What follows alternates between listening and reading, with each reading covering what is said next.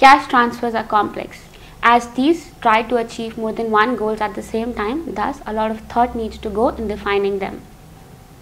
The potential of cash transfers in reducing poverty and vulnerability has been immense throughout the world. Let's talk about a few programs, be it Bolsa Familia in Brazil, be it Progressa in Mexico, National Rural Employment Scheme in India, or Child Support Grant in South Africa. Just these 4 programs have impacted more than 100 million people. And this is despite the challenges that they face in garnering government support as well as conceptualizing the objectives of these programs. Just the fact that cash transfer is doing well is not enough. Policymakers need to question themselves on what is the impact that they really want to achieve. Is this the right instrument for the desired impact? Would there be some sort of policy surrounding effort or policy support which is needed to implement them?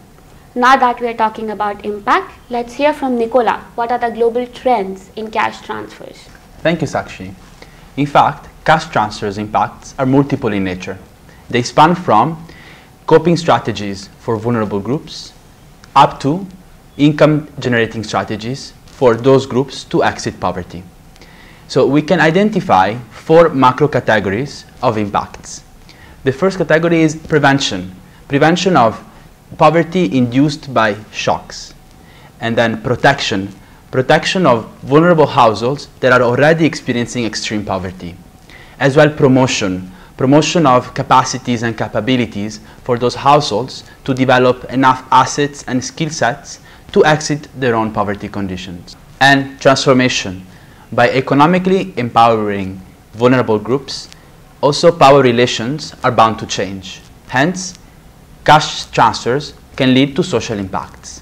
So given those 4 categories of impacts, we can identify that the results of cash transfers go beyond income generation.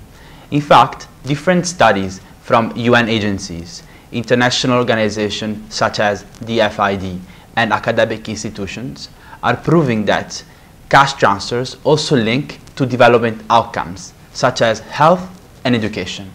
Progressa in Mexico, a study has shown a 20% drop in the poverty gap values from the control group to the trial groups within 10-year span.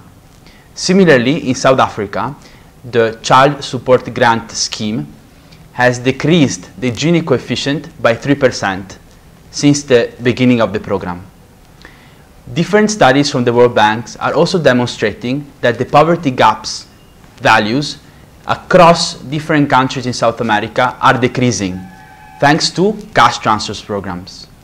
We should not forget anyways that there could be detrimental effects out of cash transfers, such as the distortion of the labor market. In fact, cash transfers cannot completely replace the capacity of those households to generate employment, but they should enable those households to undertake such investments in terms of human capacity and productive assets. Thanks, Nicola. A few indicators or measures that can also be considered are 1. Sustainability of the program. Latin America is a successful example in this regard. The conditionalities there often mandated the use of government facilities, thereby impacting government return on investments. Another thing that can also be looked at is the change in the consumption pattern of the households. This has been observed in the general framework of experiments conducted that there is a shift from consumption of food-related items to non-food items or more towards the productive items. Thirdly, the risk-taking capabilities of those households. Cash transfers can relax the liquidity constraints, thereby mitigating the social and economic risk and reducing risk aversion. Nicola, would you like to throw some light on MicroSave's work in this domain? MicroSave right now is engaging especially in the space of digital finance in integration with cash transfers. In fact, the technologies today offer great opportunities to improve the mechanisms of delivery of those cash transfers. Hence, current efforts today are directed for the creation of the right ecosystem in which banks, MNOs, and government stakeholders can cooperate together to create the best processes and the best platforms for those cash transfers to be effectively delivered, along with the government willingness to improve the delivery of public services. Technology has also emerged as a great enabler in this regard. Technology in the format of mobile banking or biometric recognition. With technology also being involved, what happens is that the administrative cost or the inclusion-exclusion errors are significantly reduced.